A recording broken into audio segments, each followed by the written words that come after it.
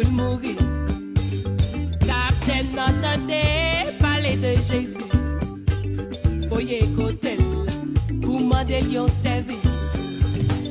La foi, c'est une l'Esprit Saint. L'important en pile dans la vie au chrétien. La foi, c'est une l'Esprit.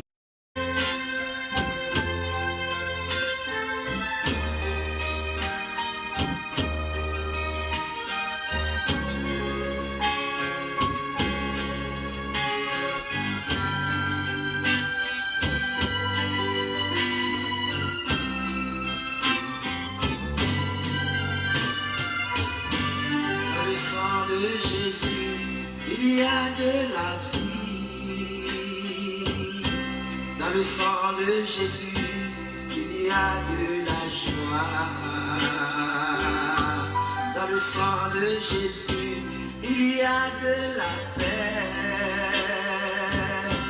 Dans le sang de Jésus, il y a du bonheur. J'ai donné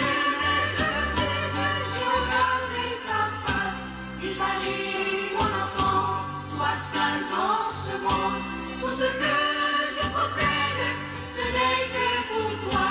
Si tu regardes à la croix, tu seras heureux. À la croix de Jésus, ma soif est passée.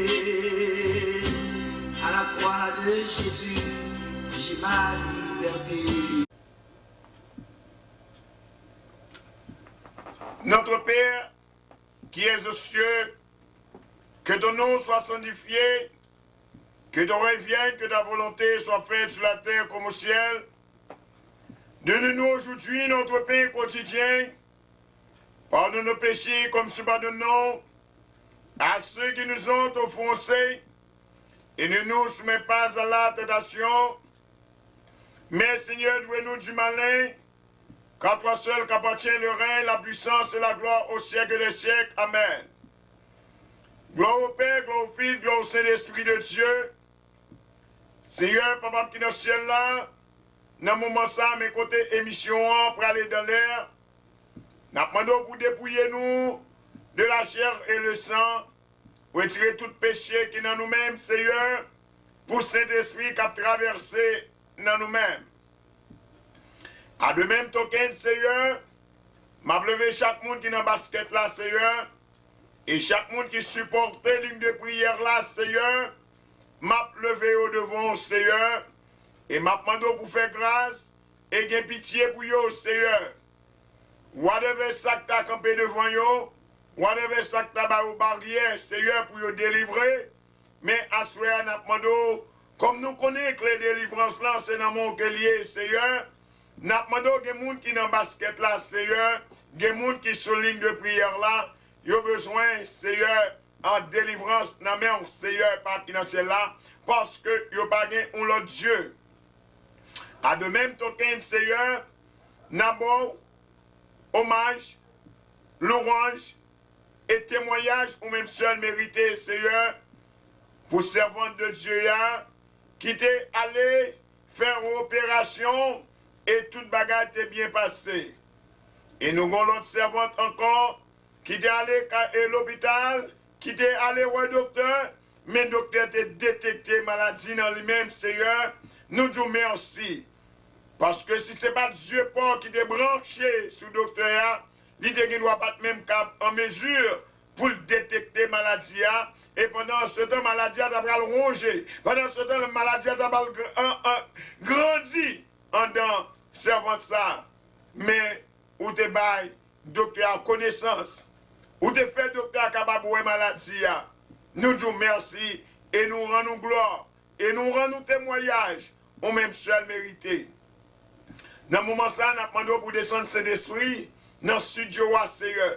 Pas quitter nous dire rien selon nous-mêmes et pas quitter nous faire rien selon nous-mêmes, Seigneur.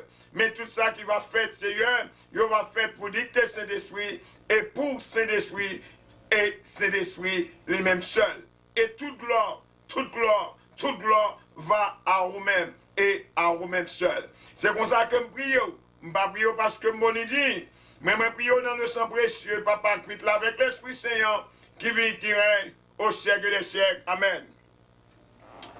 Eh bien, téléspectateurs, téléspectatrices, auditeurs et auditrices, je vous salue dans le nom précieux de notre Seigneur Jésus-Christ et je vous dis que le ciel vous salue. Eh bien, je dis à émission 1, agenda nous, l'est réellement surchargé. Mais avant que n'aller plus loin, ou même qui perdu ou mon famille, nous disons mes condoléances.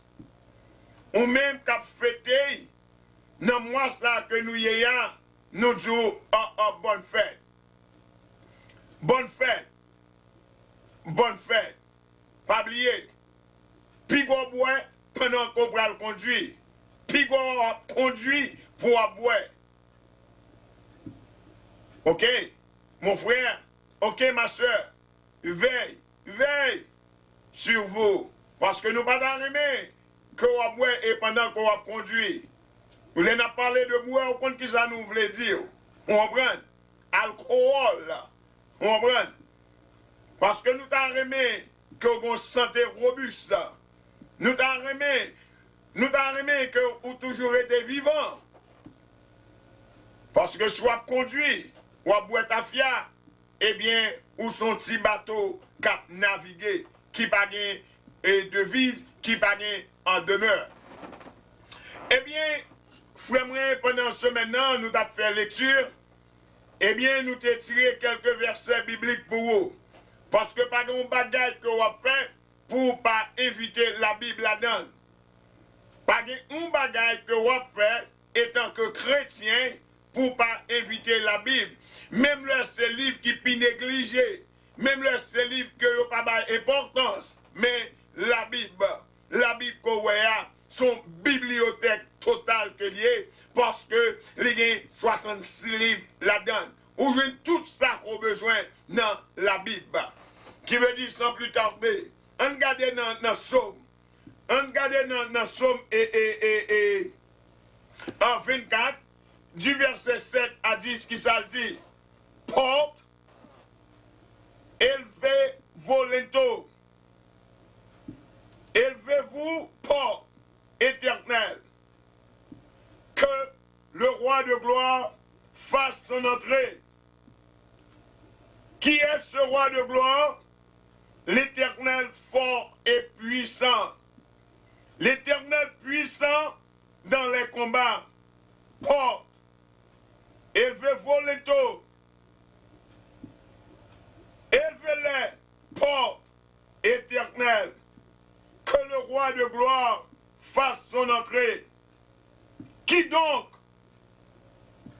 est ce roi de gloire? L'Éternel désormais. Voilà le roi de gloire. Nous va prêcher. Nous voulons faire connaître l'Éternel désormais est le roi de gloire. Et c'est lui-même qui va prendre l'ordre. Non mais aucun autre king, aucun autre Dieu. Parce que l'Éternel désormais, c'est lui qui est là hier là, c'est lui qui est là jeudi là, et c'est lui qui est là pour jusqu'à ce que Christ retourne. Qui veut dire, si par exemple, vous avez l'autre Dieu, si par exemple, vous avez l'autre king, that's up to you. Mais à soya, nous voulons faire connaître, maintenant, nous voulons faire connaître, qui donc est ce roi de gloire? L'Éternel désormais. L'Éternel désormais. Voilà le roi de gloire. Ou même mon frère, ou même ma soeur. Si vous n'avez pas roi ça dans la ville, eh bien, ou son petit bateau qui n'a pas aucune devise.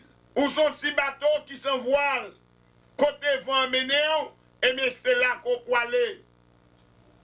Ces affaires que nous va traiter là, ces affaires la Bible a parlé toujours dans Jean 14, il fait nous connaître il y a plusieurs en demeure. Mais il faut que vous acceptez le roi de gloire dans la vie. Il faut que vous gagnez Jésus-Christ de Nazareth dans la vie. Parce qu'il y a plusieurs demeures dans la maison de l'Éternel.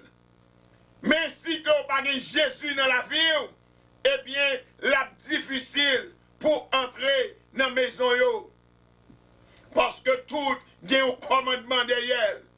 Mon frère, ma soeur, est-ce que vous pouvez accepter Jésus?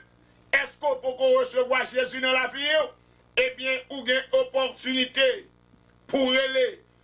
Vous avez une opportunité pour aller 203 807 18 39. Nous capables, barou, Jésus, nous capables de prier avant pour capable recevoir Jésus dans la vie. On regarde dans Jean 14. Dans Jean 14, qui ça que dit lui-même dans Cosea? Dans Jean 14, on regarde qui ça que dit après Somme 24, verset 7 à 10. On regarde dans Jean 14, verset 1 à 3. Que votre cœur ne se trouble point. Croyez en Dieu. Dieu ça écrit avec un D majuscule. C'est parti Dieu petit qu'on est en dedans. L'autre l'église yo. N'a parlé le King of the King, the Lord of the Lord. Que votre cœur ne se trouble point. Croyez en Dieu et croyez en moi. Même l'autre attendait, croyez en Dieu et croyez en moi. Moi, ça représentait Jésus-Christ. Jésus-Christ ensemble avec papa, c'est un seul que vous avez. Même lorsque nous attendons pile théologien parler pour distraire le peuple là, mais nous voulons faire connaître le Père, le Fils et le Saint-Esprit représenter un seul. Un seul. Nous ne pouvons pas aller sur ce sujet, ça, je dis, à son l'autre sujet que lié. Même là, où tenez le Père, le Fils et le Saint-Esprit, tout représenté Jésus-Christ de Nazareth, le King of the King, the Lord of the Lord. Lui-même qui a créé Théa, lui-même qui a créé l'homme, lui-même qui a fait moins, qui veut dire pas prendre l'autre, non mais personne monde, c'est pas Kounian pour la vie de prendre l'autre, non mais. C'est la peine de nous descendre dans verset 2 là, il dit comme ça que, si on nous fait entrer, Jean 14, verset 1er, 2 et 3. Il y a plusieurs en demeure dans la maison de mon Père. Il y a plusieurs en demeure dans la maison de mon Père. Est-ce qu'on pensait qu'on va prendre d'assaut? Il y a plusieurs, mais il n'a pas dit beaucoup, hein? Il y a plusieurs qui veut dire que limité. Il y a plusieurs en demeure dans la maison de mon Père. Si cela n'était pas, je vous l'aurais dit. Je vais vous préparer une place. Ou avez 15 ans, ou avez 30 ans, ou avez 50 ans dans l'évangile, soi-disant, ou les têtes ou chrétiens. Soi-disant, les têtes ou chrétiens. Mais toutes œuvres, ces œuvres monde-là. Je vais vous préparer une place. Est-ce que vous en mesure pour entrer dans la place ça que l'Éternel a préparé pour moi-même ensemble avoir? Je vais l'aller. Je vais vous préparer une place. Et lorsque je m'en serai allé et que je vous aurai préparé une place, je reviendrai. Qui veut dire, est-ce que moi-même, ensemble, avant, il dit qu'il est que la fini? Non. Je reviendrai comme un voleur.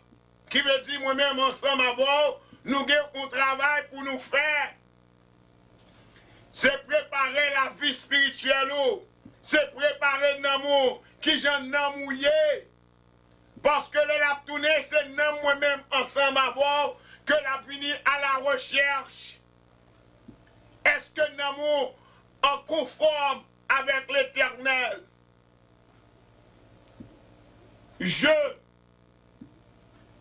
reviendrai.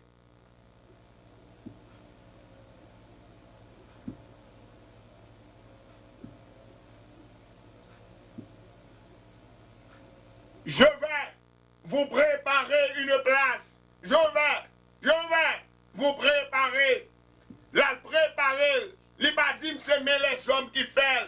Je vais vous préparer une place.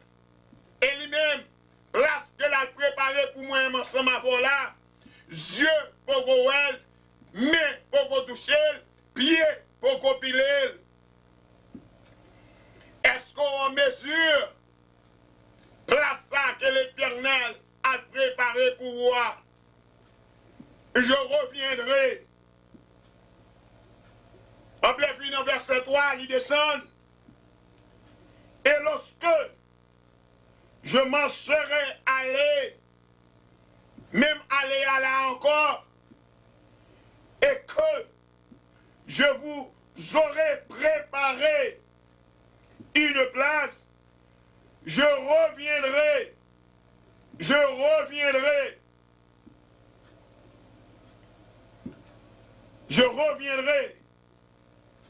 et je vous prendrai avec moi, la prends moi-même ensemble avant, libre aller avec nous. Mais est-ce qu'on prépare ces affaires que toujours dit, comme moi, comme vous, supposé un temps pour lui, afin que là où je suis, vous y soyez aussi. Livre femme connaît, côté la pierre, c'est là que moi-même, ensemble, avant, nous voyons tout. Joue nous-mêmes tout. Nous allons dans un côté un sanctuaire, nous allons un côté qui propre, un côté qui pas zin, un côté qui pas hypocrite, un côté qui pas jalousie, un côté qui pas calomnie, un côté nous tous pas le faire un seul. Eh bien, frère, c'est moi, dans Christ, Jean 14, verset 1, 2 et 3, que votre cœur ne se trouble point. Que votre cœur ne se trouble point. Pour qu'il soit la vie ou tragassé. Parce qu'on tendait un job pour le fermer. Parce que vous mari quitté. Parce que vous madame quitté. Parce que vous petit abandonné Kaya. Il dit que votre cœur ne se trouble point. Croyez en Dieu. Vous manquez la foi, mon frère. Vous manquez la foi, ma soeur. Il dit croyez en Dieu. Croyez en moi. Eh bien, soyez nous venir pour nous réconforter. Même le docteur t'a dit toutes statistiques qui gagnent. Même le docteur t'a dit vous faites toute maladie qui gagne. Mais à soya, nous venons avec verset biblique ça pour vous. Même le docteur t'a dit un ultimatum, il dit qu'on va mourir dans 2 mois, ou va mourir dans 3 mois, ou va mourir après 1 an. Dit le docteur ou anathème au nom de Jésus. Que votre cœur ne se trouble point. Ou besoin de la foi pour dire mon saillot. Ou besoin de la foi que votre cœur ne se trouble point. Croyez en Dieu. Dieu ça écrit avec un D majuscule. Et croyez en moi. Il y a plusieurs demeures dans la maison de mon Père. Il y a plusieurs demeures dans la maison de mon Père. ou pas passer par la fenêtre, ou pas sous stand-by. Toutefois là, c'est même l'obtendez, il y a plusieurs demeures dans la maison de l'Éternel. Son seul vol qu'a gagné, pas de stand-by. Pas de stand-by. Ou qu'il doit dire, bon, qu'il doit continuer à pécher, il y a prendre dans le deuxième vol là. C'est pas vrai. C'est pas vrai. Il y a plusieurs demeures dans la maison de l'Éternel, mais gagner au commandement de. Si cela n'était pas, je vous l'aurais dit, je vais vous préparer une place. Et lorsque je m'en serai allé et que je vous aurai préparé une place, je reviendrai et je vous prendrai avec moi afin que cela où je suis l'Éternel, le mot je suis, remplacer l'Éternel, Jésus-Christ de Nazareth, où je suis, vous y soyez aussi. Frères et sœurs, est-ce qu'on voulait faire conviction à soya matin pour marcher selon les commandements bibliques? Parce que nous vivons nos derniers temps, moi-même ensemble avant, nous vivons nos temps pour nous ramasser pieds nous. Parce que la Bible fait nous connaître tant longtemps avec tant jodia, c'est pas même temps yoye, tant jodia la plus dure, pas gagné qu'à changer, pas gagné qu'à changer. Nous vivons dans le dernier temps, le temps est à l'appui, le temps est proche, ramasser pieds. Pas gagné qu'à venir plus douce. T'es une époque où t'es qu'on achète un bagage, un cop, deux cop, trois cop. Même les grands piles dans nous-mêmes qui battent river la donne, m'battent dans la donne. Mais qu'on y a son question de dollars, son question de gros billets qu'à parler pour acheter un bagage qu'on y a. Bon, t'as vu pitié toujours. T'as vu pitié toujours. C'est ça fait, ou même ensemble avec nous supposons mettre espoir nous dans Jésus-Christ et ouvrir futur nous dans Jésus-Christ. Parce que l'Éternel t'a écrit, il t'a dit nous comme ça que futur nous pas sous compte nous. Futur nous c'est dans le lié. La prend soin nous matin, midi et soir. Même le côté où perdu au travail. Même le côté y a plein fou. Même le côté où y a coupé dans l'heure. Il dit ça dans le verset 1er que votre cœur ne se trouble point. Croyez en Dieu. Croyez en Dieu.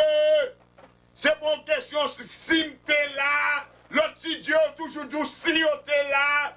Mais Jésus-Christ dit qu'on s'accorde toujours là. Et pas jamais pas là. Si toutefois Jésus-Christ a quitté un moment, eh bien Satan a fait pile dégâts dans la vie. Eh bien, soyez maintenant que votre cœur ne se trouble point. Pas battre tout problème. Un petit quitté, pas battre tout problème. Un mari quitté, pas battre tout problème. Un madame quitté, pas battre tout problème. Un travail quitté, pas battre tout problème. Un boss révoqué, pas battre tout problème. Yo coupé soudeur, pas battre tout problème. Parce que la vie où nomme Jésus, c'est confier en Jésus. C'est confier en Jésus, ma soeur. C'est confier en Jésus, mon frère. Le temps est proche. Le temps est à l'appui. Par contre, qui koto campé, je dis m'pa connaît est-ce que Kaiwa ou Batia, c'est sous sable ou batil. I don't know. Eh bien, sous bâti Kaiwa sous sable là, eh bien, ou mal batil, reconstruit Kala, sous rock solide là, ou besoin de bon base pas faite avec sable, c'est avec ciment, roche. C'est ça besoin, ou besoin de camper, ou besoin de reconstruire base la vie, à soya. Mon frère, ma soeur, réformer, reconstruire base la vie. Ou quoi dans l'homme trop, l'homme a voyé en l'air, en plein fille, pas même ramasser pour rien capable péter. Non, suspendre, confier en l'homme, parce que la Bible pas dit pour me confier en l'homme, mais dit comme ça que votre cœur ne se trouble point. Croyez en Dieu. En plein film, make sure que l'écrit Dieu ça avec une D majuscule. S'il te voulait croire anti-Dieu pitié, il t'a écrit là avec un petit D minuscule. Mais dis-moi, croyez en Dieu. Croyez en moi. Pour qui raison, mon frère? Pour qui raison, ma soeur? Ou à battre tout problème? Même les docteurs, d'abord toutes statistiques qui gagnent, c'est l'homme nié. C'est l'homme nié, pas de dernier mot. C'est Jésus-Christ de Nazareth qui a le dernier mot. Restez sous roc solide là, restez sous chemin, parce que l'Éternel qui prend soin de moi, l'Éternel qui prend soin de vous. Parce que la vie a traversé nous, le monde entier bouleversé, c'est vrai. Government shutdown, c'est vrai. Mais ce n'est pas gouvernement l'Éternel là. Ce n'est pas Banque Jésus-Christ qui faille down. Ce n'est pas Banque Jésus-Christ qui est en faillite. Mais c'est Banque l'homme non. Ces affaires soyants, ces affaires matin, ou besoin de confier en Jésus. Jésus et Jésus seul. Ou besoin de la foi. Ou besoin de la foi. Ma soeur, ou besoin de la foi. Mon frère, ou besoin de la foi. C'est des frères. C'est des frères en Christ.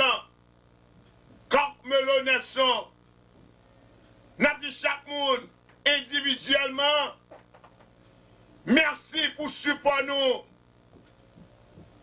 Dans la ligne téléphonique là, dans la ligne de prière là, nous disons merci. Pour show dans la télévision même, les statistiques bon nous, c'est pas parler, nous disons merci pour support. Fond Kolouyo, nous disons merci. Feedback nous disons merci. Parce que sans support, nous ne sommes pas capables d'aller vers l'avant. Sans support, nous ne sommes pas capables de grandir spirituellement. Parce que nous-mêmes, dans la parole et la vérité éternelle, Jésus-Christ est la parole et ensemble avec ligne de prière là, nous-mêmes nous voulons grandir spirituellement. Parce que les biens matériels sont passagers. Les biens matériels, c'est passé à passer. Mais c'est vie spirituelle, moi, que j'ai besoin. C'est vie spirituelle, madame, moi, que j'ai besoin. C'est vie spirituelle, petite, moi, que j'ai besoin.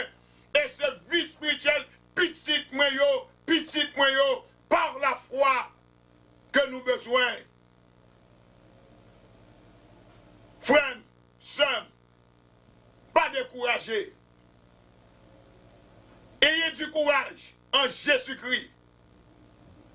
Même si je me confie en Jésus-Christ, mieux quoi ou même tout cap confier en Jésus-Christ. Parce que Jésus-Christ n'a pas fait de défaut.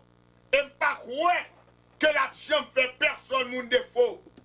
Mon seul bagage, ou besoin contre qui gens pour marcher en Jésus-Christ.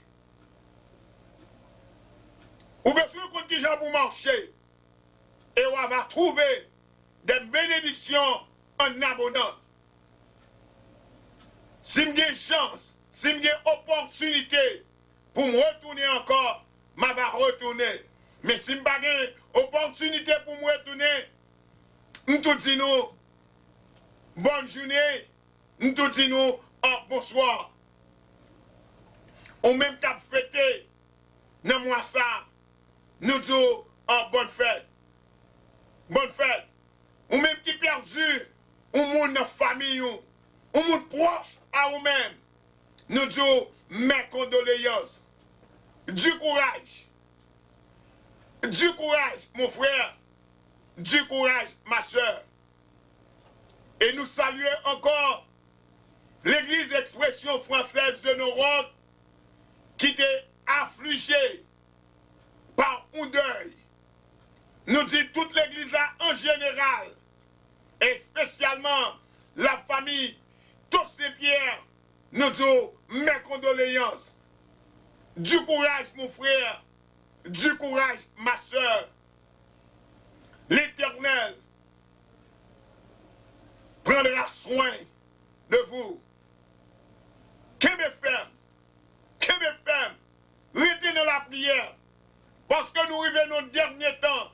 C'est la prière seulement qui peut sauver nous. Dans le côté que nous y est là, ou même quitter, cesser de prier, eh bien, n'abdou à soya, n'abdou matin, priez, priez, priez, priez et priez. C'est des frères, sœurs, c'est des frères en Jésus-Christ, frères en Christ. Nous remettons tout le monde. Ces affaires que nous avons continué de servir une communauté qui a soifé de la prière. C'est des frères nous, comme Melo Nelson, je vous dis, bon entendeur. À la prochaine. And he had spent all of his savings on riotous living, the Word of God says. You know, when he wanted to go back to his father, he thought his father was going to be disappointed. And I think the thing that's on my heart tonight is this, is that God wants everyone out there watching by television, by internet, however you're seeing this, that if you've struggled and you are approaching God the way the prodigal son approached his father, you know, he said, I don't deserve to be in my father's house like a son. I'll be a servant, and that's okay. There's a lot of Christians out there who've stumbled and fell, and they say, you know what, I just am willing to be in God's presence, but I just can't be the same as I was before. And many Christians out there are looking at this and they're saying, you know what, I'm willing to be a servant, but not a son or a daughter. God is speaking to you. I believe he's speaking to you by the Spirit tonight or today and whenever you're watching this. And I believe he's telling you, you know what, come back to him. But come back expecting his arms to be open wide, to embrace you as a son and a daughter, not as a servant. And if it's okay, I want to pray for these people that are watching, because there's a lot of people who have demoted themselves, Arthur. They've demoted themselves. And they're looking at themselves at a lower degree. They're not looking at themselves through the eyes of the Lord. They're looking at themselves through their eyes and saying, I'm not worthy anymore. I failed God. I might go back to church, but I'm not going to be the same person again. I want to pray for those people. And if you just close your eyes, I'm going to pray, and I'm going to ask God's presence and God's anointing, God's revelation to speak to you right where you're at. Father, in Jesus' name, Lord, whoever's watching out there, Lord God, whatever country, wherever you're at, the Lord wants to know, and there's someone out there right now that you've limited yourself. You have not allowed God to use you to the most of what he wants to use you because you feel you failed him and you're not worthy. Father, we break that prodigal son mentality. And Lord, I pray right now that you would open the eyes of your people, Lord, that you would send revelation by your Spirit, that, Lord God, you would quicken them. Let them know that they're still your sons and daughters, that they can come home and expect a warm welcome, not as a servant, but as a son and daughter. Lord, we ask it in Jesus' name, we pray, and we believe it, Father God, in great measure, in Jesus' name.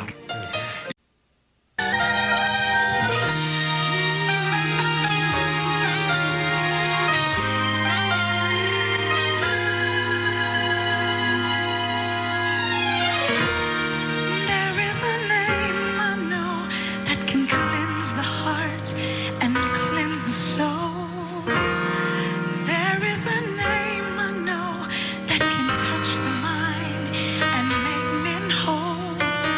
There is not a circumstance, a problem he can't solve, for he is God and his name reigns above all. The name of Jesus,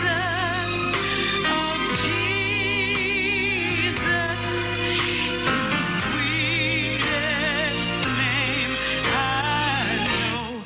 The name of Jesus, it will never lose its power.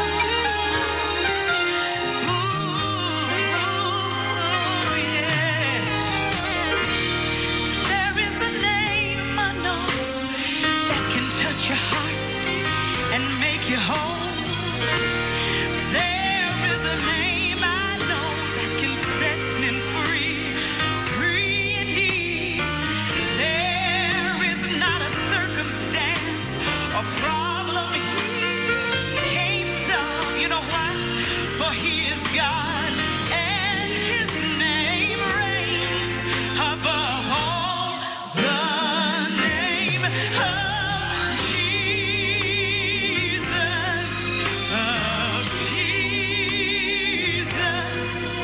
is the sweetest name I know. The name of Jesus,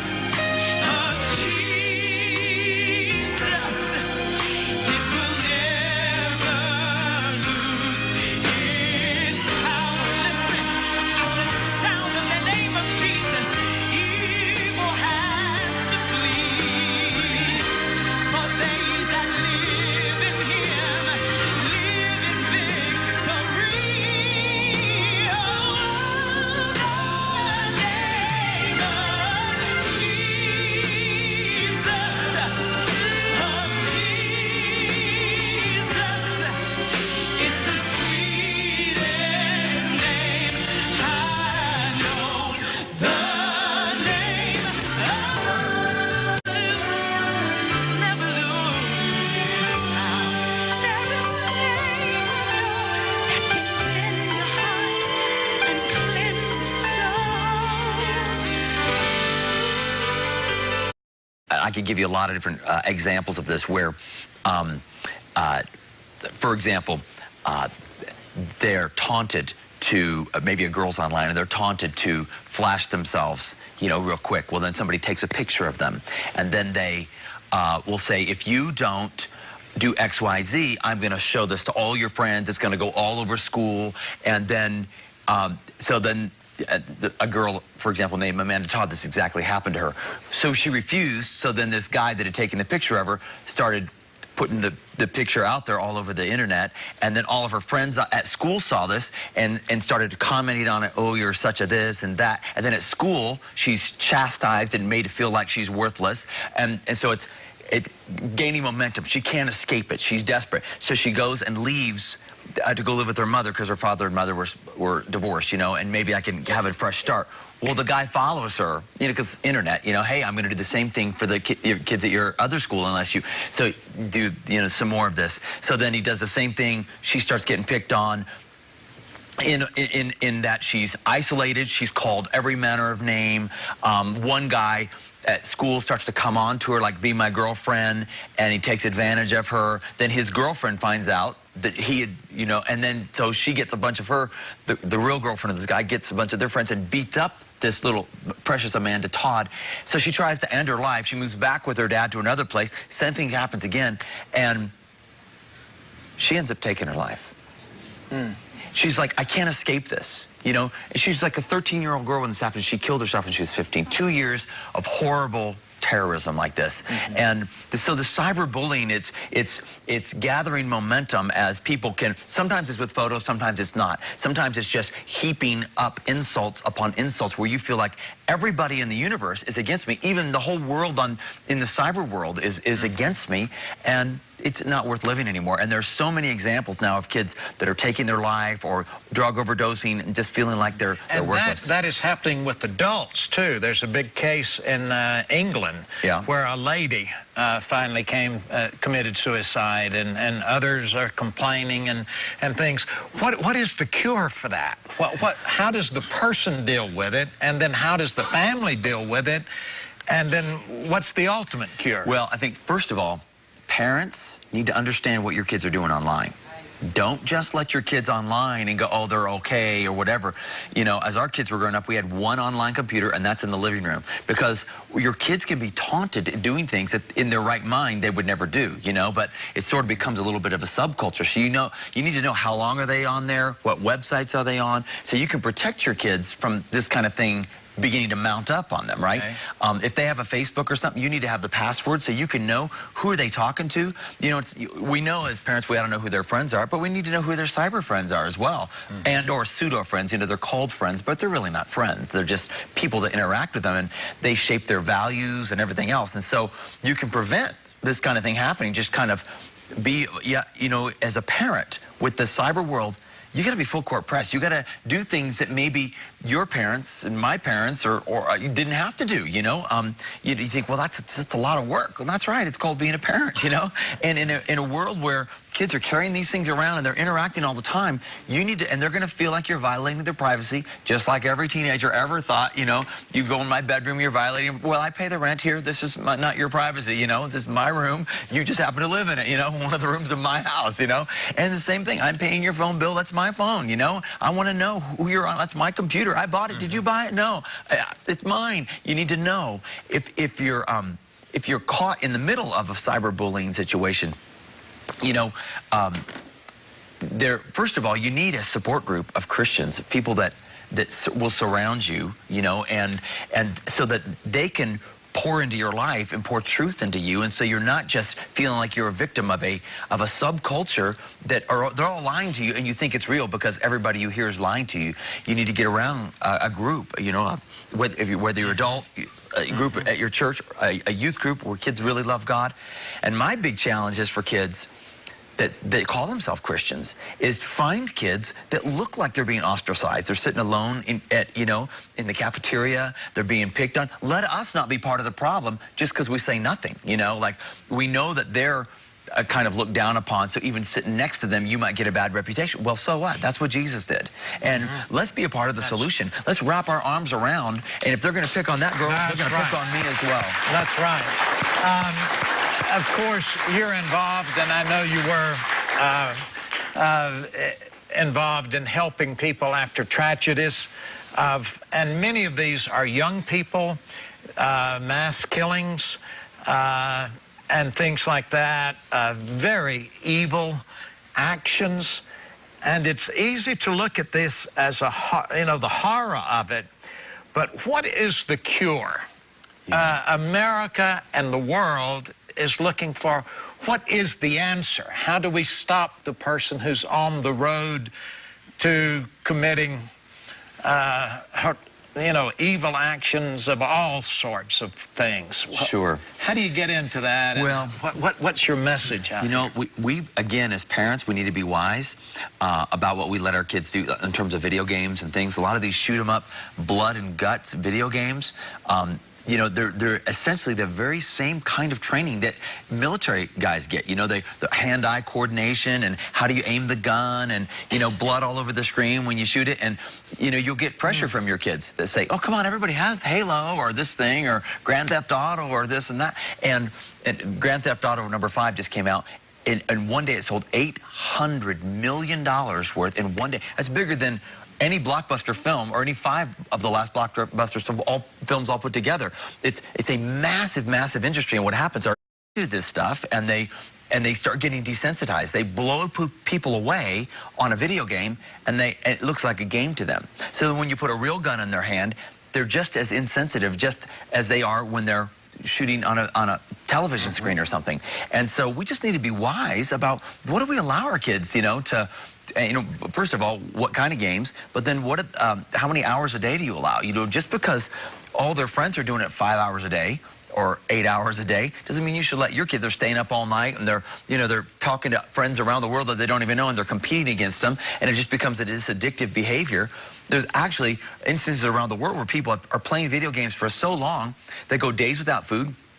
There's a couple in Korea, a young man and wife, you know, because they're doing this, they're getting addicted when they're young and all the way up into their early 20s and 30s, they're like still, like it's delayed adolescence, right? And there's a story, a man and wife are playing so long, their baby in their crib actually starved to death and died because they were playing video games straight through a 36-hour period. Okay.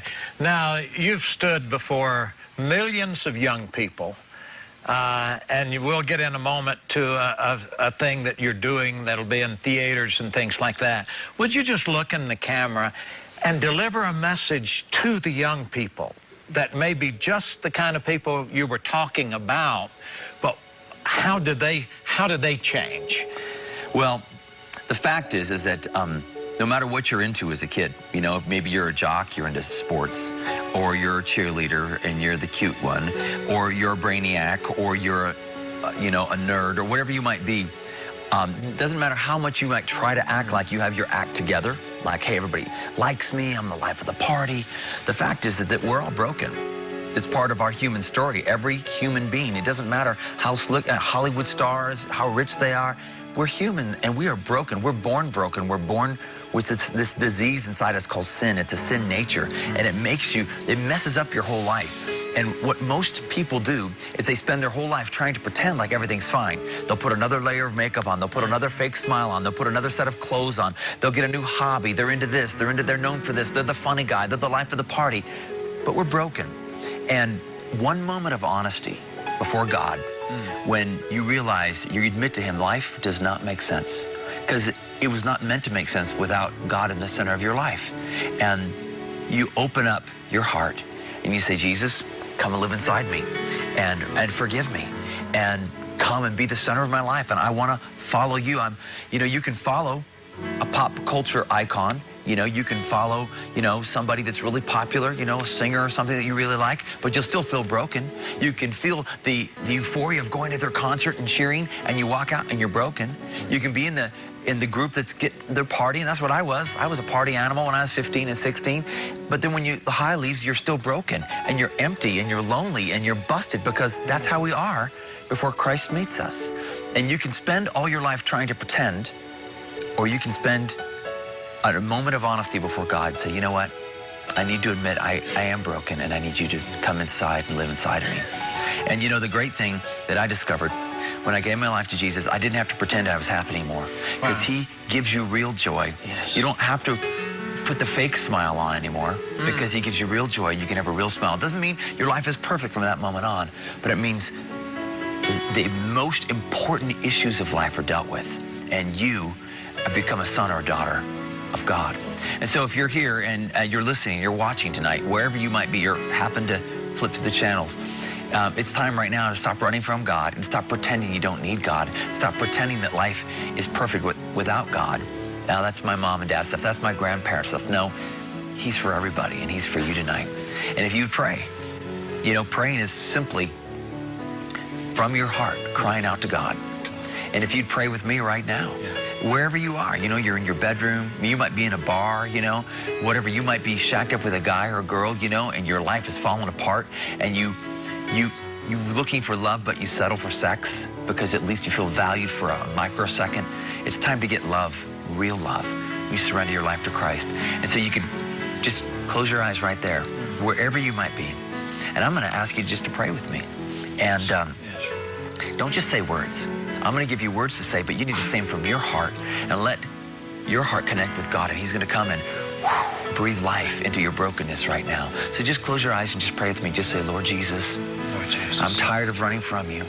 I'm going to run to you tonight. I surrender myself, my past, my present, and my future. It all belongs to you. I give you the power of Christ all the days of my life. Talk to somebody and get into a good church. Get a Bible and you can download it. When you're with a group, 10, 15, and they are all, 10 or 15. Coming out, it's going to be on the 16th in just a couple of days here. It's called Surge, and it's got bands, so it's got Music Lecrae and Newsboys. Saved. The wife reluctantly agreed, and at the funeral, before they closed the casket, she snuck in this small wooden box. Her friend said, surely you didn't just bury the money, did you? The wife said, of course I did. I'm a Christian. I can't lie. She said, you mean you just buried $50,000? The wife said, yes, I did. I wrote a check. Hold up your Bible. Say it like you mean it. This is my Bible. I am what it says I am. I have what it says I have. I can do what it says I can do. Today I will be taught the Word of God. I boldly confess, my mind is alert, my heart is receptive, I will never be the same. In Jesus' name, God bless you. I want to talk to you today about just do it. Sometimes God asks us to do things that don't make sense. Doesn't seem logical, doesn't fit into our budget, doesn't line up with our schedule. God, you want me to go back to college? I'm 40 years old. God, you want me to give them a gift? I was saving those funds for my own dreams. Or God, you want me to leave this secure position that I've had for years and start my own business? Too often we overanalyze it, we debate it, look at it only in the natural. We end up making excuses, talking ourselves out of it. That couldn't be God. But if you're going to reach your highest potential, you have to have bold obedience. That means you obey even when you don't understand it. You just do it even when it doesn't make sense. That's what faith is all about. If you can understand everything, you have the time, the money, it's all lined up, that doesn't really take any faith. God will ask you to do things that seem far out, unusual, not practical. With every act of obedience, there is a blessing attached to it.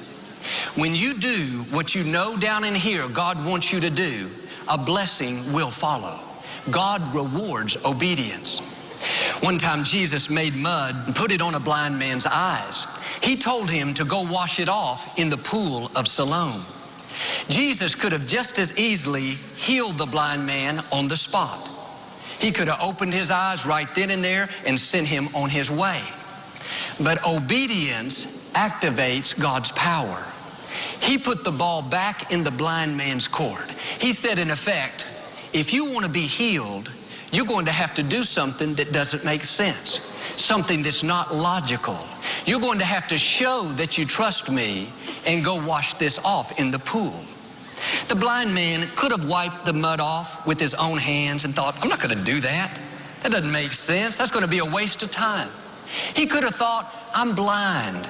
I have these disadvantages. I can't make it down to the pool. But instead of making excuses, instead of talking himself out of it, he decided to just do it. Went to the pool, washed it off, immediately he could see. But here's the key. The healing wasn't in the water. The healing was in the obedience. When you obey, dreams come to pass. When you obey, health is restored. When you obey, problems turn around. I wonder how many miracles we would see if we would simply do what we know we're supposed to do. Are you talking yourself out of something because it's not practical, doesn't make sense? I know I should volunteer, but I'm too busy. I know I shouldn't hang around these friends, but I don't want to be lonely. I know I should get out of this job where I'm not going anyplace, but at least I'm comfortable. No, quit putting it off and just do it. If you'll have bold obedience, you'll see God's favor in a new way. When Joshua and the Israelites needed to get across the Jordan River, God said he would open it up, but they had to get their feet wet before the waters parted. They could have sat back and thought, as soon as God opens it, then we'll walk toward it. Doesn't make sense to go now. The river's still flowing. Everything's normal. Nothing's unusual. No, they took a step of faith and started walking toward the water. I can imagine when water got up to their ankles, they thought, what are we doing walking into a river? We could drown. Water got up to their knees and thought said, you better turn around, you're making a mistake. Water up to their waist, they just kept walking. What is that? Bold obedience. About that time, the river supernaturally parted. They walked into their promised land. In the same way, if you're going to make it to your promised land, it's going to take this bold obedience. You're not always going to understand what God is doing. God is not always logical. The scripture says his ways are not our ways. And take this in the right sense. Sometimes you have to turn your mind off. If you overanalyze it, look at it only in the natural, you'll never get off a dead center. Faith is not in your head, faith is in your heart. Down in here, you'll know the right thing to do. Up here, you'll have 1,000 excuses, 1,000 reasons why it's not going to work out. You've got to turn your mind off and listen to your heart. That's what I did in 1999. When my dad died, I knew I was supposed to step up and pastor the church. I felt it so strongly down in here. But in my mind, it didn't make sense. I had never ministered before, never been to seminary. I said, God, this doesn't make sense to me, but I'm going to take a step of faith, believing that you know what's best for my life. And as I stepped into the water, as I got my feet wet, so to speak, that's when the waters parted. God's taken me places I've never dreamed of. But some of you are waiting for the waters to part, then you're going to take a step of faith. But your obedience is what causes the water to part. You're waiting on God, but God's waiting on you. If you'll do what you know God's asking you to do, your obedience will activate the favor, the increase, the blessing. Much of what happens along the way are simply tests. God is seeing, do you trust me? Will you obey even when you don't understand it? Will you take a step of faith even when it doesn't make sense? Back in the 1960s, Lakewood was still in its original building, a feed store that held 200 people. The church was really growing and they needed a larger auditorium. My father told the congregation that on a particular Sunday, he was going to receive a special offering for a new building. He asked them to see what God would have them to give and really pray about it. And he encouraged them to stretch their faith, to believe big, and to do their very best. He received the offering, and it was a little over $6,000. To them, back then, that was like $600,000. Daddy was so excited. That was enough to pour the foundation and get the building started. But one day,